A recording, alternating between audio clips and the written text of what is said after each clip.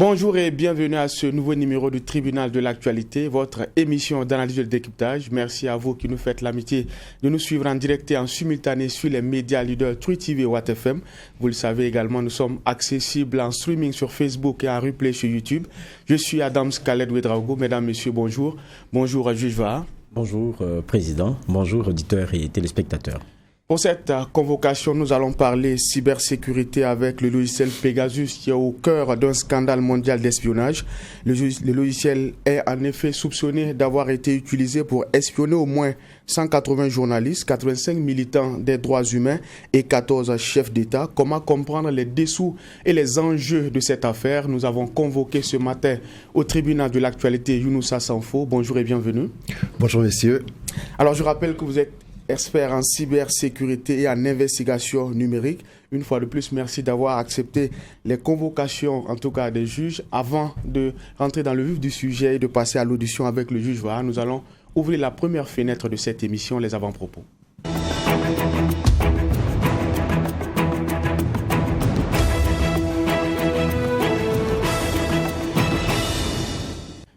Et pour cette partie avant-propos, nous allons donner la parole au juge Vaha. Qu'est-ce qui a retenu votre attention pour cette convocation?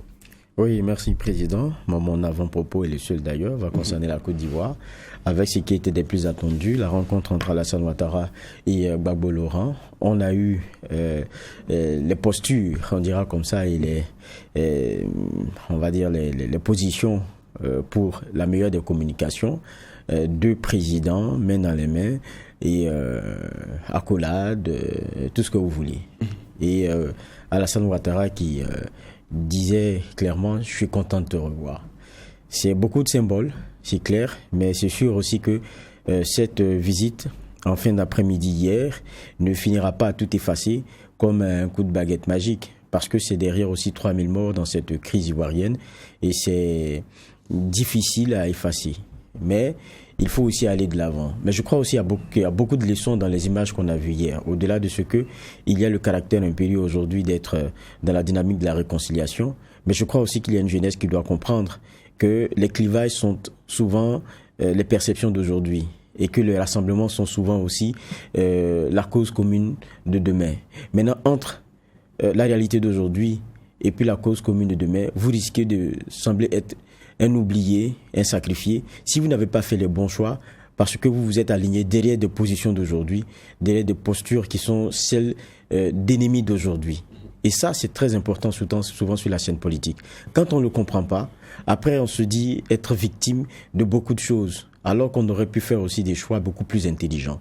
Aujourd'hui, il y a des grands hommes qui sont en train, main dans la main, de donner une autre, on va dire, un autre souffle à cette Côte d'Ivoire, ce qui est salutaire.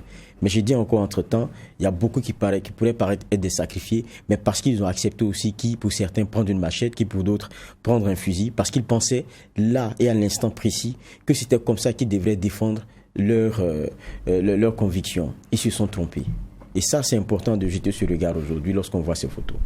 Merci, juge Vaha, pour cette lecture de l'actualité ivoirienne. Nous allons en tout cas rentrer dans le vif du sujet.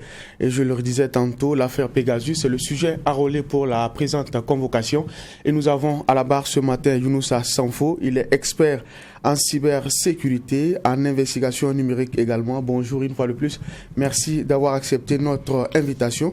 Je rappelle que vous êtes également président de l'Association nationale des spécialistes de drones et autres appareils civils volants. C'est d'ailleurs à ce titre-là que nous allons vous poser la première question de généralité. Il y a une loi, en tout cas un avant-projet de loi qui avait été déposé sur la table des députés pour justement baliser la question de l'utilisation des drones civils au Burkina Faso. Vous qui en êtes, je dirais, un expert, quelqu'un qui est adepte de ce genre d'appareil-là, comment vous appréciez cette loi-là? Et d'abord, est-ce que vous avez été associé? Oui, merci pour la question. Nous avons été associés effectivement et nous avons travaillé avec l'Assemblée nationale pour justement l'édiction de cette loi. Cette loi est salutaire. Nous l'attendions. Il était très urgent de réguler le domaine des drones et des appareils volants. Un drone embarque une caméra C'est vrai que déjà pour la liberté des personnes, ça peut à certains moments déraper, et si des règles ne sont pas respectées. Et en plus, c'est un appareil qui vole, qui a des hélices et qui peut faire des dégâts si ça tombe sur une personne ou sur un bien. Voilà. Donc oui, cette loi est salutaire et il fallait que ce soit régulé pour que tout le monde ne puisse utiliser un drone sans formation, sans être informé des risques et tout ça. D'accord. Juge, voilà, nous sommes dans les questions de généralité. Oui, on est dans les questions de généralité. C'est vrai que quand on parle de ces outils-là, c'est pas l'apanage de tous les Burkinabés. Hein. On parle de drones, il y en a même qui se demandent, mais ça là encore c'est quoi? Voilà. Mais il faut dire aussi que quand on regarde au fond aussi, il y avait un vide, c'est vrai, mais c'était pas un monde sans certaines barrières. Il y a des lieux, par exemple dans Ouagadougou, même sans la loi, vous ne pouviez pas survoler. C'est des zones un peu compliquées et tout. Maintenant, on a l'impression qu'il y a des mesures plus restrictives dans l'utilisation de ces drones-là. C'est vrai qu'il y a ces 125 députés qui l'adoptent à l'unanimité. Je me dis qu'il y a des discussions qui se font d'abord avant. Mais au fond, qu'est-ce qui change? Parce que je disais, avant, il y avait des lieux où on pouvait pas voler et tout. Il y avait beaucoup de prudence. Maintenant, aujourd'hui, avec ce qui est en train d'être introduit, qu'est-ce qui change de façon majeure? Bon, ce qui va changer déjà, c'est l'acquisition d'un drone. Avant la loi et il y a quelques années, on achetait un drone et puis on l'embarquait avec ses bagages et on passait à l'aéroport avec. On pouvait peut-être payer la douane si le douanier le demande, mais c'était tout. Actuellement, il va falloir d'abord avoir des autorisations de l'Agence nationale de l'aviation civile, mais aussi des autorités sécuritaires, la défense et la sécurité, avant même d'acquérir le drone, parce que ces structures-là vérifieront si ce drone est un drone de loisir ou un drone professionnel. Et dans un cas ou dans un autre, il va falloir fournir non seulement de la documentation, mais prouver que celui qui importe le drone a les capacités de l'utiliser et surtout même qu'il a le droit de l'utiliser. Un drone, par exemple, de plus de 250 kilos, eh bien, vous ne pourrez pas l'importer comme ça, juste en remplissant un formulaire. Voilà, parce que comme je l'ai dit, il y a les problèmes sécuritaires et puis voilà, il y a pas mal d'autres problèmes. Mais moi, je pense que la loi du Burkina Faso, je pense que même si pour l'instant elle n'est pas totalement publique, c'est une très bonne loi. En tant que président de cette association, nous avons été associés et même si de prime abord on a l'impression qu'il y a trop de restrictions, c'est à l'utilisation que de toute façon les choses vont s'améliorer. Il va falloir sans doute que les policiers, les douaniers qui sont amenés à contrôler tout cela soient eux-mêmes formés.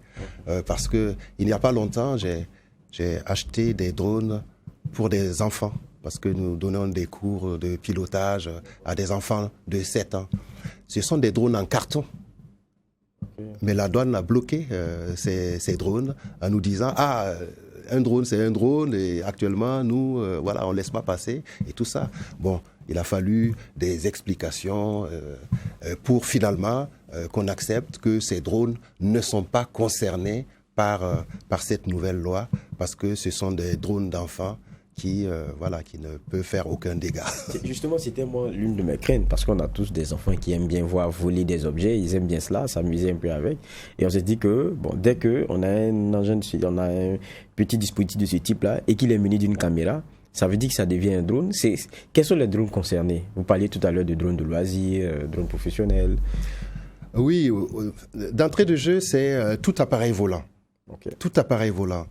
Et c'est au cours d'une vérification qu'on se rendra compte que c'est certes un appareil volant, mais ce n'est pas un appareil volant qui rentre dans la catégorie des appareils dits dangereux. Mais dès lors que le drone embarque une caméra qui va à une altitude même de 15 mètres, eh bien, on peut voir son voisin dans sa douche. Donc, déjà, pour des questions de respect des personnes, effectivement, ça devrait être régulé. Mais pour les enfants, c'est juste une formation pour leur expliquer les règles. On a ce qu'on appelle les 10 commandements. Les enfants apprennent ça et ils savent que même si on a un drone qui vole, on ne peut pas l'amener n'importe où et on ne peut pas faire n'importe quoi avec. Et oui, une fois que les enfants sont sensibilisés, en général, voilà, ils respectent, voilà, ça passe. Et justement, dans ma série de questions, peut-être la dernière. La dernière, oui. On sait que derrière, il y a le souci de la sécurité. Ça, parce qu'on sait que on entend souvent parler, nous, de drones. On ne sait pas si c'est la même chose, hein, dans le domaine militaire et tout. On entend toujours parler des drones et tout. Et c'est clair que si vous pouvez survoler une zone, vous pouvez en faire de la reconnaissance, avoir du renseignement et tout et tout. Mais aujourd'hui, quelle est la réalité sur ce chapitre, quelle est la réalité du danger avec la plupart des drones qu'on laissait peut-être pratiquement passer ici? Bon, la réalité du danger, déjà, vous l'avez dit, hein, un drone peut faire du renseignement. Un drone peut faire de la captation d'images qui peuvent être analysées plus tard. Si un drone passe au-dessus de votre station télé, en quelques secondes, après les images peuvent être analysées pour voir pas mal de choses que peut-être que vous ne souhaitez pas que ce soit vu par tout le monde. Même la position de vos antennes, ça peut être important si ça rentre dans des mains malveillantes. Donc, sur les questions de sécurité, il était normal que ce soit régulé. D'accord. Alors pour ce temps d'antenne, nous allons parler sécurité, technologie et également respect des lois. Alors on a parlé en début d'émission de ce logiciel israélien qui est aujourd'hui au cœur d'un scandale mondial d'espionnage. Il s'agit du logiciel Pegasus qui aujourd'hui, selon en tout cas ce qu'on a appris, aurait permis à des gouvernements d'espionner des militants des droits humains, des journalistes et des opposants. Alors aujourd'hui, à l'étape actuelle, que sait-on justement de ce logiciel espion-là pour permettre aux téléspectateurs et auditeurs d'être sur la même longueur d'onde? Alors ce logiciel Pegasus n'est pas le seul au monde. Il en existe d'autres. Mais Pegasus est particulièrement intrusif. Et la plupart des logiciels d'espionnage, il faut à un moment donné approcher la cible. Approcher la cible, c'est soit avoir le téléphone dans sa main ou alors être à côté. Avec Pegasus, il n'y a pas besoin de cela. Ça se fait à distance en ayant juste le numéro du téléphone concerné. Le numéro suffit pour envoyer justement ce virus qui va passer inaperçu à l'insu de l'utilisateur et qui va même contourner d'éventuels systèmes de protection de votre téléphone, va s'installer et donnera la possibilité à celui qui l'a envoyé d'agir comme s'il avait le téléphone entre les mains. Et c'est un virus. C'est un virus indétectable, donc qui peut quand même qui est très intrusif et qui peut permettre à celui qui l'a envoyé de récolter le maximum d'informations. Alors, la révélation qui a été donnée à propos de ce logiciel a eu l'effet d'une bombe dans presque tous les pays, notamment en Europe. On se pose la question qui a été victime. C'est vrai qu'il y a des chiffres qui sont avancés. Aujourd'hui, qu'est-ce qu'on peut avoir en termes de chiffres pour avoir peut-être l'ampleur de ce phénomène, de ce scandale-là? Bon, les chiffres avancés par la presse et puis par ceux qui ont mené l'enquête, ça va jusqu'à 50 000 victimes. Donc, oui, donc c'est quand même un gros chiffre pour ce type d'intrusion. Voilà. Ah, oui, quand on écoute, il y a beaucoup d'éléments qui font quand même un peu peur. Vous dites, cette fois-ci, on n'a pas besoin d'approcher votre téléphone. À distance, on peut le faire. Mais il suffit seulement d'avoir votre numéro. Donc, à la limite, quand on regarde, on a l'impression qu'on est désarmé. S'il suffit d'avoir votre numéro pour vous écouter, pour prendre possession de votre téléphone, on va dire comme ça, c'est qu'on est désarmé. Oui, mais bon, il ne faut pas que nous soyons paranoïaques. Tout le monde n'est pas concerné par ce type d'intrusion. Dans notre jargon, on les appelle les VIP. Et les VIP, c'est les terroristes, les réseaux de très grand banditisme, ainsi de suite. C'est pas le citoyen comme vous et moi qui seront concernés par ce type d'intrusion très sophistiquée. Mais c'est vrai que de temps en temps, il y a des dérapages. Et c'est comme dans tout. Si vous allez chez le boutiquier du quartier et que vous achetez une fourchette, ça n'inquiète pas le boutiquier que vous ayez acheté une fourchette. Parce que la fourchette, vous pouvez l'utiliser comme couvert de table, mais vous pouvez poignarder quelqu'un avec. Avec une fourchette, vous pouvez tuer 10 personnes.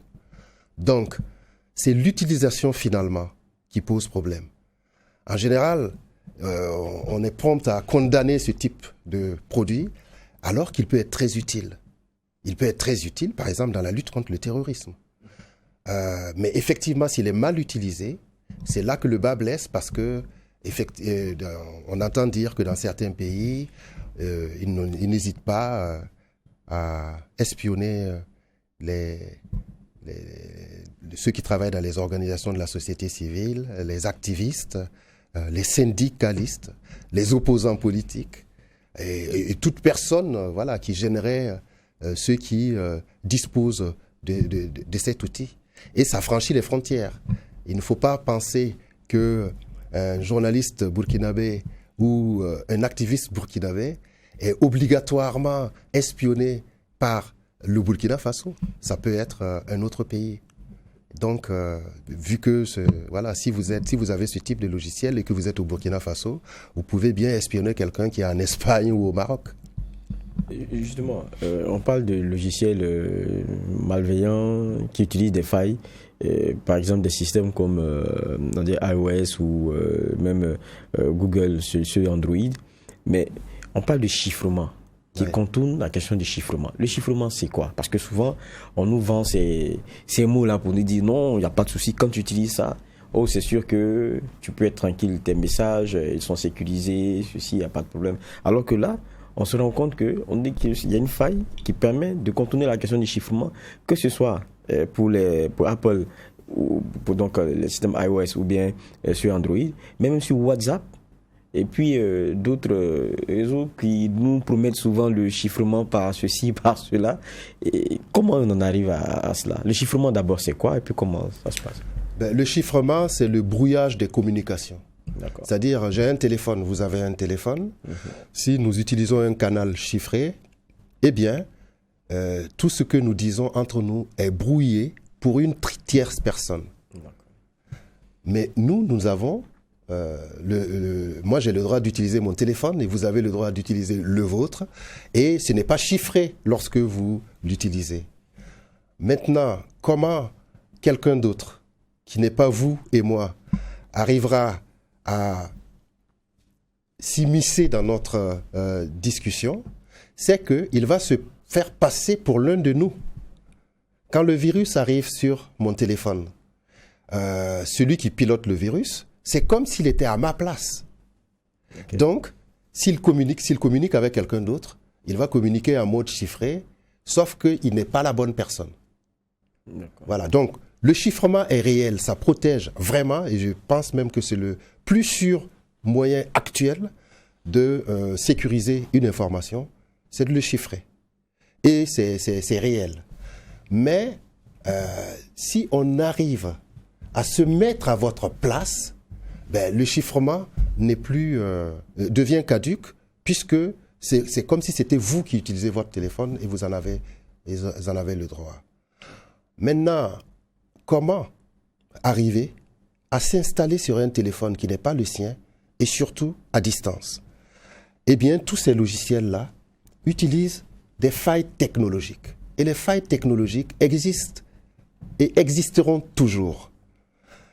Sur un téléphone, il y a des millions d'instructions, des millions de codes.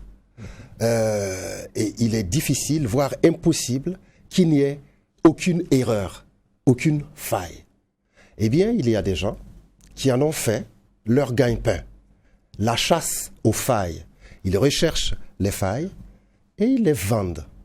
Ces sociétés qui se sont spécialisées dans l'intrusion, comme NSO, eh bien, ils achètent les failles. Il y a des pirates qui vivent de ça, qui ne sont pas sur l'Internet classique, que vous n'allez pas trouver sur l'Internet classique, mais qui sont dans le dark web, c'est-à-dire l'autre côté d'Internet, qui est beaucoup plus vaste que l'Internet officiel. L'Internet classique, c'est environ 30% du web. Tout le reste est totalement caché. Et ce n'est pas, tout le monde n'y va pas. Et ces outils-là, ces outils qui concernent ces failles, sont vendus à des millions de dollars, parfois plusieurs millions de dollars, sur le dark web. Donc ces sociétés-là les achètent également sur le dark web et ils ont eux-mêmes des hackers professionnels qui travaillent avec eux pour faire la chasse aux failles. Et lorsqu'ils découvrent une faille, ça leur permet d'accéder et de contourner les systèmes de protection des téléphones, des ordinateurs, des réseaux. Alors, en début d'émission, vous avez rappelé que le logiciel Pegasus n'est pas le seul logiciel espion qui existe. Hein. Il y en a bien d'autres. Et vous l'avez dit, à vous écouter, c'est comme si espionner est devenu comme une pratique normale. Une fois qu'on a un téléphone, il faut s'attendre à être espionné. Est-ce que ce n'est pas inquiétant finalement? Je disais aussi qu'il ne fallait pas être paranoïaque. Ma voisine qui vend des arachides pour gagner sa vie, elle ne sera pas espionnée. Donc, par contre, ceux qui sont dans le grand banditisme peuvent être espionnés par l'État. Ceux qui sont dans le grand banditisme. Et moi, je dis que ça, c'est normal. C'est une pratique normale que un État se protège en surveillant, pour avoir des capacités d'anticipation, en surveillant certaines personnes. Ça, c'est normal. C'est l'utilisation détournée de cette possibilité qui est anormale.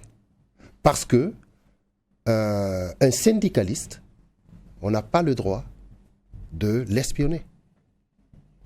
Un syndicaliste n'est pas un danger. Un activiste n'est pas un danger pour un pays ou pour... Oui, pour un pays. Enfin, officiellement. Oui. Parce que quand on parle d'espionnage, quelque part, on passe entre les mailles du droit et de la loi. Oui, mais même l'espionnage, c'est régulé. Ce n'est pas je crois pas, moi je suis pas un espion. Je suis pas un espion et je fais pas partie des services de renseignement. Je suis un expert indépendant. Voilà. Donc je parle de ces questions parce que voilà, je suis expert en cybersécurité et je sais comment fonctionne un téléphone, je sais comment fonctionne un ordinateur, je sais comment fonctionnent les réseaux, puisque je suis amené à les protéger. Donc, je dois connaître ce qui peut nuire au bon fonctionnement de ces systèmes-là. D'accord. Vous dites que la cible de ces espions-là, c'est les VIP, hein, oui. Les personnalités publiques, les chefs d'État. On parle même du président Emmanuel Macron qui serait aujourd'hui victime du logiciel Pegasus. Quand on rapporte cette réalité à nos contrées, aujourd'hui, quelle est la seuil de protection de nos VIP à nous ou notre seuil de vulnérabilité quand on voit qu'avec les moyens qu'ils ont sur le président français espionné, on aimerait bien savoir, est-ce que vous, en tant qu'expert, par exemple, vous avez été approché par certains VIP pour protéger un peu, je dirais, leur téléphone et leur utilisation des réseaux sociaux et notamment du net? C'est vrai que je suis devant un tribunal, mais normalement, cette information, je ne dois pas vous la donner. Mais puisque je suis devant un tribunal, oui, il m'est arrivé d'être approché pour protéger des systèmes ou pour fournir des téléphones. Des téléphones qui ne peuvent pas être piratés, qui ne peuvent pas être écoutés. Ça existe, ça. Ça existe. D'autant plus au-dessus dans l'absolu. Hein. Oui. Parce que vous avez dit, il y a toujours possibilité Il y a toujours possibilité de trouver une faille. Mais, par exemple, il existe des téléphones qui ont été fabriqués avec la participation des structures qui font de ce type d'espionnage.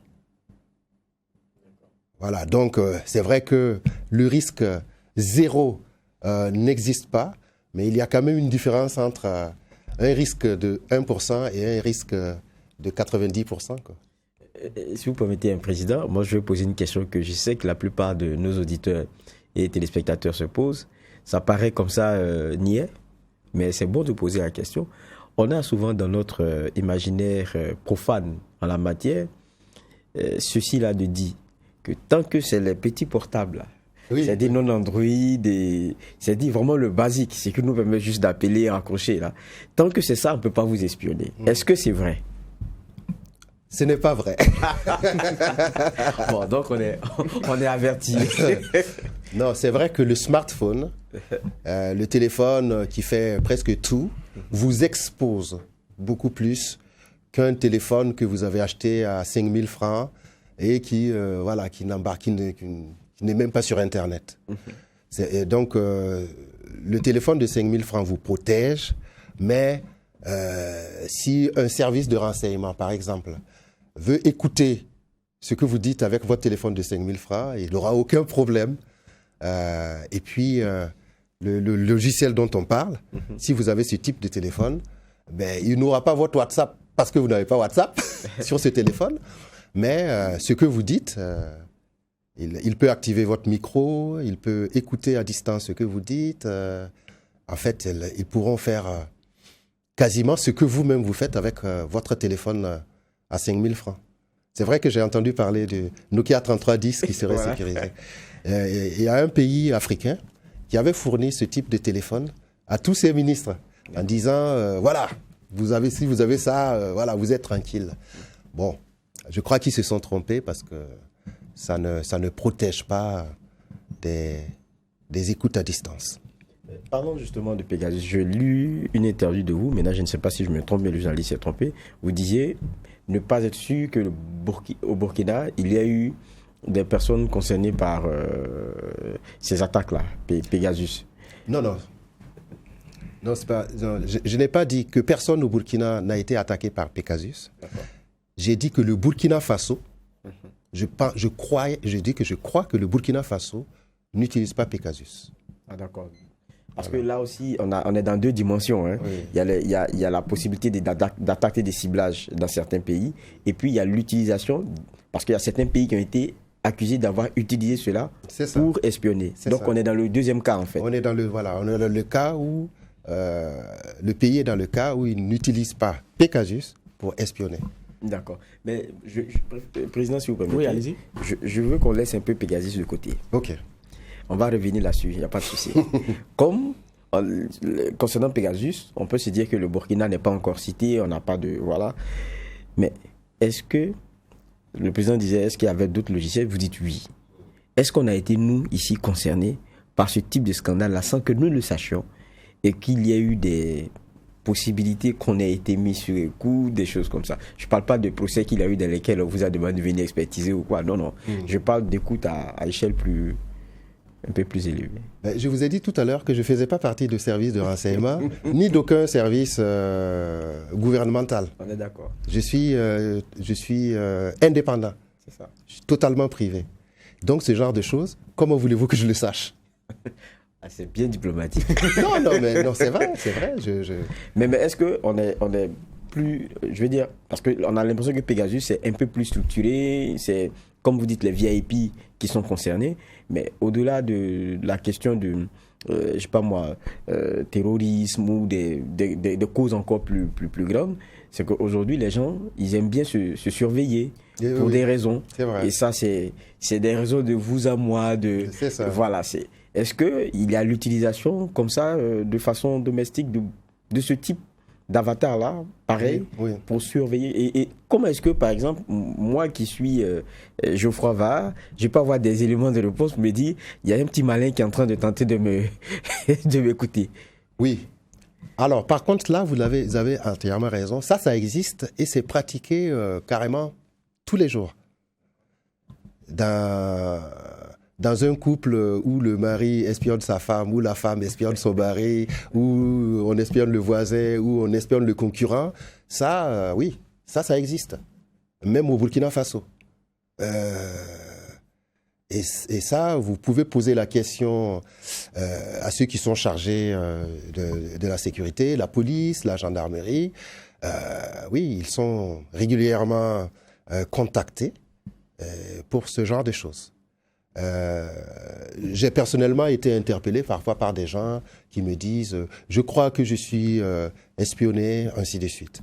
Mais il y a aussi des cas où c'est du fantasme.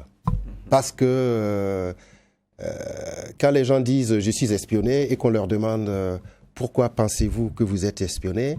il y a des gens qui disent « j'entends des choses quand je téléphone et que je fais attention, j'entends des petits bruits, j'entends même d'autres personnes parler, donc ça doit être ceux qui m'écoutent que j'entends parler. » En fait, non.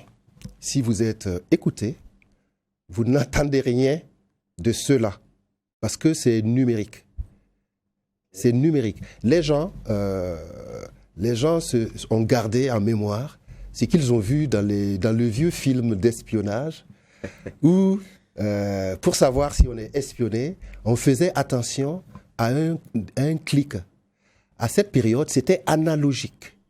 C'est-à-dire que la société de téléphonie qui permet aux gens de téléphoner avait son dispositif. Le policier ou le personnel de renseignement qui voulait écouter venait s'asseoir à côté de la personne qui passe les lignes dans la société de téléphonie. À cette période, quand vous voulez appeler quelqu'un, vous appelez d'abord la société de téléphonie et vous dites « je veux parler à monsieur X qui est à tel numéro ». Et c'est un opérateur qui fait le lien entre les deux. À cette époque-là, lorsque le policier ou les gendarmes voulaient vous écouter, il venait s'asseoir à côté et il avait un jack, un câble qu'il branchait pour vous écouter. S'il le fait au moment où vous avez commencé la discussion, vous entendez effectivement ce clic-là. Et c'est ce qui permettait à ceux au contre-espionnage de savoir que quelqu'un est espionné ou pas. Aujourd'hui, c'est numérique, il n'y a aucun bruit, vous n'entendez rien. Il peut y avoir des interférences, mais difficile d'analyser ce type d'interférences pour les attribuer à une éventuelle écoute téléphonique ou à une intrusion sur votre communication. Ah bon? Parce qu'on disait quelquefois que j'ai l'impression qu'avant que mon destinateur ne décroche, j'ai l'impression qu'on m'a d'abord décroché. Voilà. Oui, tout ça, c'est l'influence des films. D'accord. Alors, tantôt, vous avez parlé d'époque et de contexte. Aujourd'hui, nous sommes dans un contexte sanitaire particulier. On parle beaucoup plus de télétravail, il y a des visioconférences. Est-ce que les logiciels utilisés aujourd'hui sont sûrs? Est-ce qu'on n'est pas dans le même cas de figure où on pourrait se retrouver avec des discussions entre chefs d'État, se retrouver sur la place publique? Oui, mais les chefs d'État sont protégés, j'espère. Et s'ils sont protégés, normalement, ils doivent être capables de discuter en visioconférence sans que ces discussions ne soient interceptées. Ça demande effectivement de la protection et oui, je pense que c'est le cas. D'accord. Alors, on vous a sur ce plateau, nous allons en profiter. Il y avait eu un débat notamment par rapport à un don d'ordinateur aux députés qui avait soulevé un grand bruit à son temps. Alors, certains avaient estimé que pour ce type de matériel-là, ça doit être expertisé avant d'être remis aux utilisateurs finaux que sont les députés. Aujourd'hui, à son temps, il y a même eu, je crois, une sortie de votre part pour demander beaucoup plus de prudence. Est-ce qu'après cela, on sent que les lignes ont bougé? Pas totalement. Oui, certains prennent des précautions lorsqu'ils reçoivent du matériel, mais la plupart des structures qui reçoivent du matériel n'ont pas le temps de les analyser avant de les utiliser. Et là, puisque je m'intéresse à la question, je discute avec d'autres acteurs pour savoir si les lits ont bougé. Mais finalement, globalement, ce n'est pas encore dans nos habitudes d'avoir cette prudence lors des dons ou même des achats, de faire certaines vérifications avant de l'utiliser. Quand on est dans des domaines sensibles, on se doit de le faire. On se doit de le faire. Mais je sais que voilà, il y a une structure très très sensible qui a déjà reçu du matériel et qui nous a contactés pour le vérifier.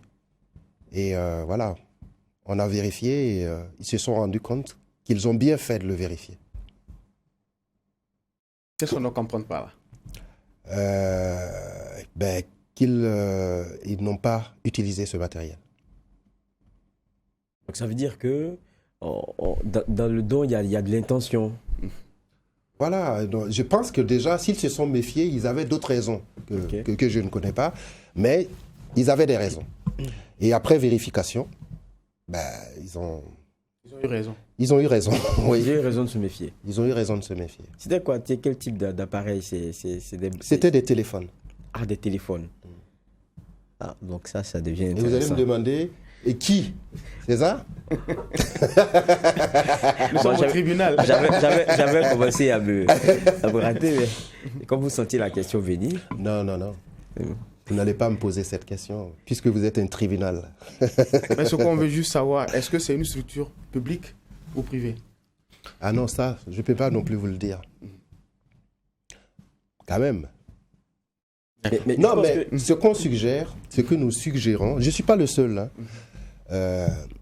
aux structures sensibles, c'est juste de prendre le temps de vérifier.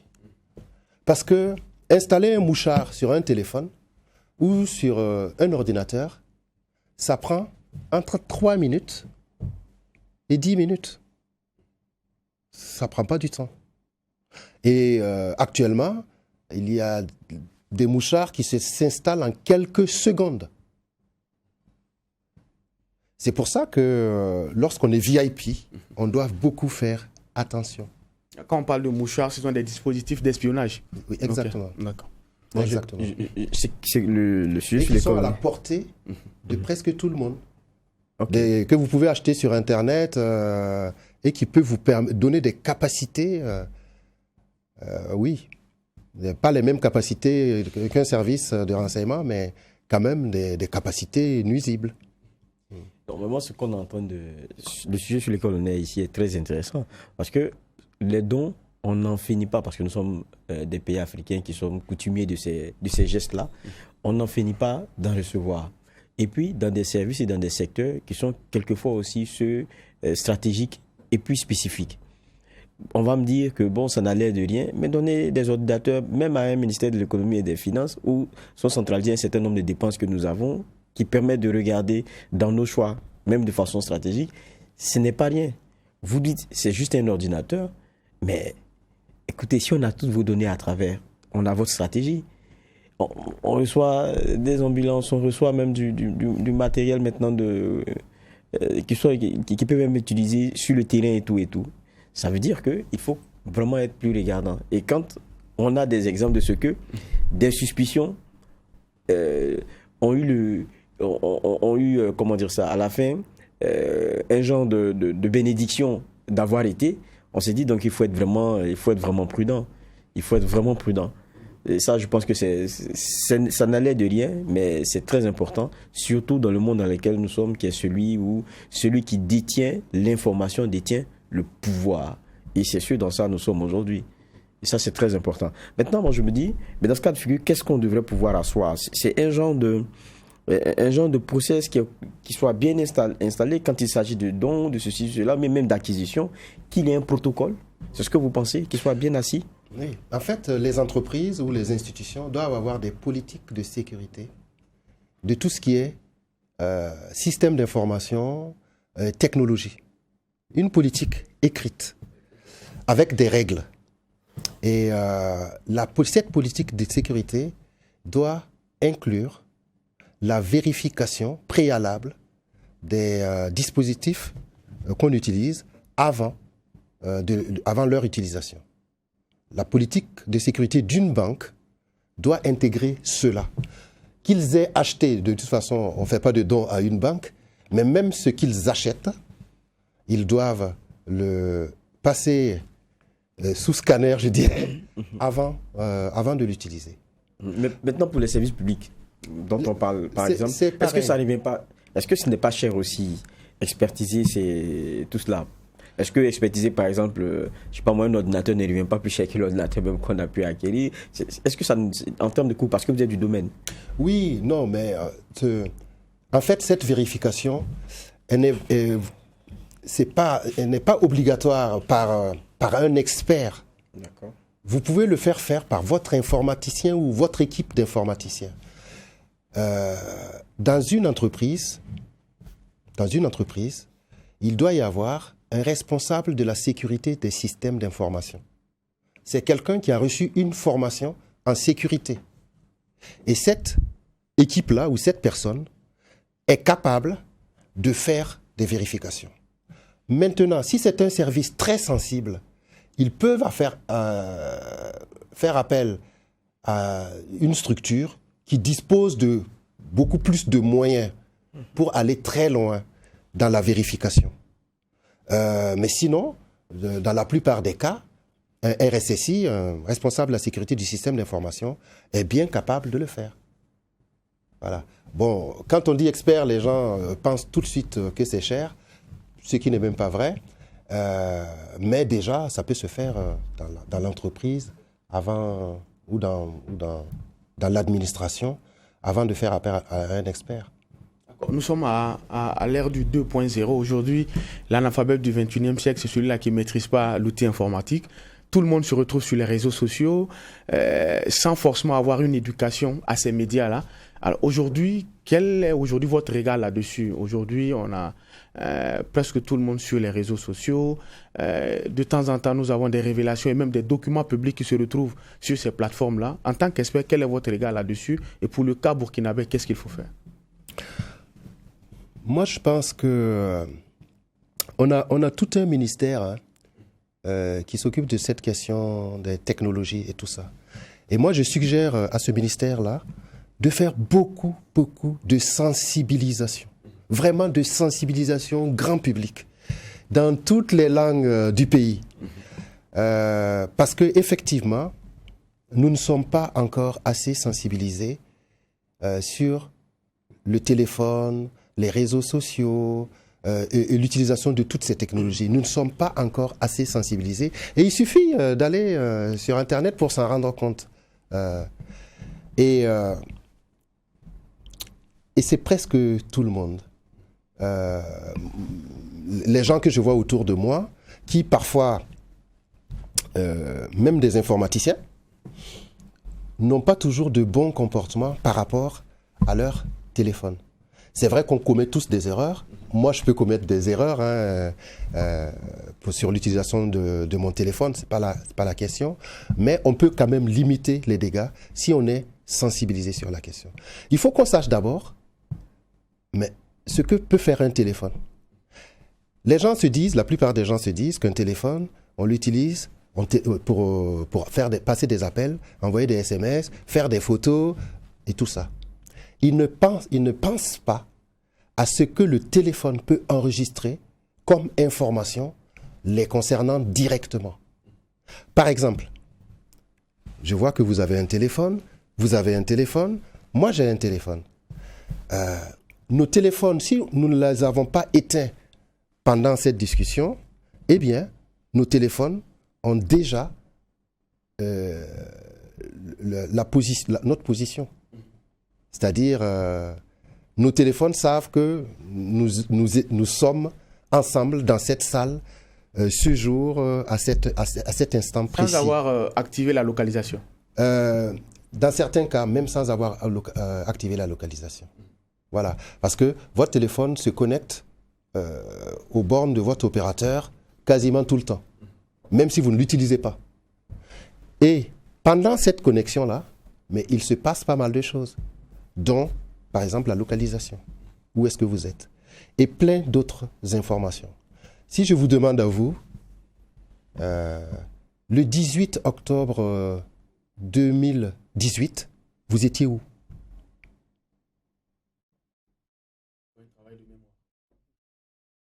Vous pouvez même ne pas le savoir. Votre téléphone le sait. Celui qui a accès à votre téléphone peut le savoir. Donc, votre téléphone sait plus de choses que vous-même sur vous. C'est pour cela que le téléphone, on doit en prendre soin. Surtout quand personne ne peut se débarrasser de son téléphone. Si vous oubliez votre téléphone à la maison et que vous êtes en train d'aller au travail et que 5 km plus tard, vous vous rendez compte que vous avez oublié votre téléphone, la plupart des gens font demi-tour pour aller récupérer leur téléphone parce qu'ils ne s'imaginent pas passer la journée sans son téléphone. Et puisque cet outil nous colle à la peau et que nous l'avons tout le temps, oui, je pense qu'il faut quand même en prendre soin et se méfier, quoi. À certaines réunions très sensibles, je suggère que les gens éteignent leur téléphone ou qu'il n'y ait pas de téléphone dans la salle. Si c'est une réunion très, très, très sensible, mieux vaut le faire. Voilà.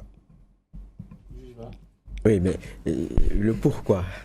Le pourquoi, parce que possibilité d'intrusion, pas forcément par celui auquel on pense en premier. Voilà. Les gens, quand on parle d'intrusion, ils pensent tout de suite à l'État, alors qu'il se fait des intrusions tous les jours, totalement en dehors des structures de l'État. En dehors des structures de l'État. Il y a pas mal de VIP qui ont été espionnés, et pas par l'État. Et moi, justement, peut-être, ce sera on est pratiquement en termes de l'échange. Pour nous tous, on a tous un portable, Android ou quoi, on a tous un portable. Mais quels sont les quelques indices qui peuvent nous permettre de comprendre que quelqu'un est en train de prendre possession de notre téléphone ou pas? D'une façon, est-ce qu'il y a des indices, même si c'est minime? Ok, il y a deux niveaux. Si vous êtes espionné par le voisin, qui n'a pas des milliards, voilà. Eh bien, vous pouvez faire attention au comportement de votre téléphone. Par exemple, un téléphone qui d'habitude a une batterie qui dure toute la journée. Et subitement, qui a une batterie qui ne dure pas plus de 2 heures. Attention, vous pouvez penser qu'il y a quelque chose sur votre téléphone qui prend beaucoup de ressources. Et justement, ce type d'intrusion, ça prend beaucoup de ressources. Ce qui fait que ça peut utiliser de façon anormale votre batterie. Mais sachez qu'il y a d'autres logiciels qui ne sont pas des logiciels d'espionnage, mais qui peuvent autant décharger très rapidement votre batterie. Exemple, WhatsApp. Ce n'est pas un logiciel qui est là pour vous espionner. Il est là pour vous permettre de communiquer. Il décharge votre batterie. Et il n'est pas le seul. Ce qui fait que dire aux gens que si ta batterie se décharge, c'est que tu es espionné, ce n'est pas vrai. Mais plus qu'il est de coutume, en fait. Il faut être un peu plus regardant. Voilà. En dehors de ce genre d'indices, mieux vaut faire vérifier. D'accord. Si vous m'amenez votre téléphone, et là aussi, il faut que vous me fassiez confiance. Ça, c'est le préalable. C'est le préalable. Donc, si vous me faites assez confiance pour m'amener votre téléphone dans mon laboratoire, j'ai ce qu'il faut pour vérifier votre téléphone. Et s'il y a un logiciel espion, je pourrais vous dire il y a un logiciel espion. Mais ça, c'est si vous êtes espionné par le voisin. Si vous êtes espionné par un État, je ne pourrais pas vous le dire. Alors, pourquoi? Je ne pourrais pas vous le dire parce que je pourrais vous induire en erreur. Par exemple, prenons le cas de NSO, de Pegasus. Pegasus. ne décharge pas votre batterie. D'accord. Il utilise plein de ressources. Il peut même aller se greffer à un autre logiciel qui est sur votre téléphone. Il peut se greffer à plusieurs logiciels qui sont sur votre téléphone. Comme ça, lui, il passe presque inaperçu. C'est pour ça c'est un virus. Voilà, quand un virus rentre dans votre corps, il se comporte comme un élément de votre corps. Et c'est ce que fait ce virus-là. Il sera difficile, au cours d'une analyse, de le détecter. Et ça prendra toute une vie. Okay. Voilà. D'accord, peut-être pour terminer sur cette question-là, on a parlé du cas Pegasus. Aujourd'hui, qu'est-ce qu'on doit retenir finalement? Quel enseignement il faut tirer après ce qu'on a vu avec le scandale Pegasus? L'enseignement qu'il faut retenir pour les VIP, par exemple, vous êtes député à l'Assemblée nationale, les lois avant d'être votées passent à l'Assemblée nationale. Donc, on peut penser que sur l'ordinateur du député ou sur le téléphone du député, il se pourrait, bon, je ne suis pas allé voir donc je ne peux pas affirmer, il se pourrait qu'il y ait des lois en cours de validation qui y sont. Déjà, pour cette raison, si j'étais un député, je prendrais soin de mon téléphone et de mon ordinateur pour être sûr qu'une tierce personne n'aurait pas accès au moins aux lois que je suis en train de valider avant que ce ne soit officiel. Je prends l'exemple du député, mais tous les responsables à tous les niveaux peuvent se poser la même question. Je ne parle même pas des chefs militaires ou des ministres. Eux, on n'a même pas besoin de le leur dire. Ils savent que leur téléphone est critique. Ils savent que leur téléphone, c'est un outil dont ils doivent prendre soin comme la prunelle de leurs yeux. Surtout quand ils voyagent. Surtout lorsqu'ils voyagent. Voilà, ça serait dommage qu'ils aillent se connecter dans un aéroport. Ça serait dommage qu'ils aillent se connecter dans un hôtel. Ils devraient voyager avec leur propre dispositif pour avoir accès à Internet.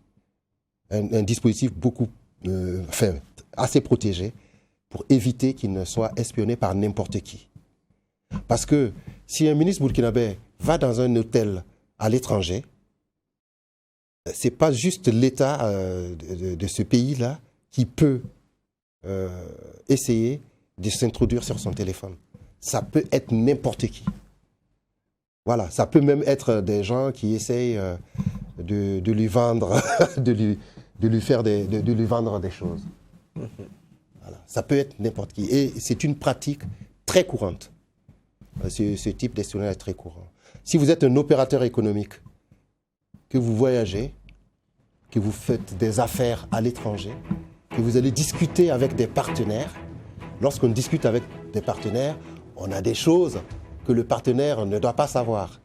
Eh bien, si vous avez un téléphone ou un ordinateur et que vous n'y prenez pas soin, le partenaire sait tout avant de discuter avec vous. Younous Assanfo, merci d'être passé au tribunal de l'actualité. Je rappelle que vous êtes expert en cybersécurité et en investigation numérique. Avec vous, nous avons parlé du scandale autour du logiciel israélien Pegasus. En tout cas, merci pour ces clés de lecture-là. Merci également à Juge Voa. On se donne rendez-vous demain avec le tribunal au grand complet avec le juge Voa pour faire le juge Bernard Bougman, pour faire le même exercice, poser un regard critique sur l'actualité. Mais en attendant, restez fidèles aux médias leaders, Truth TV et WATF.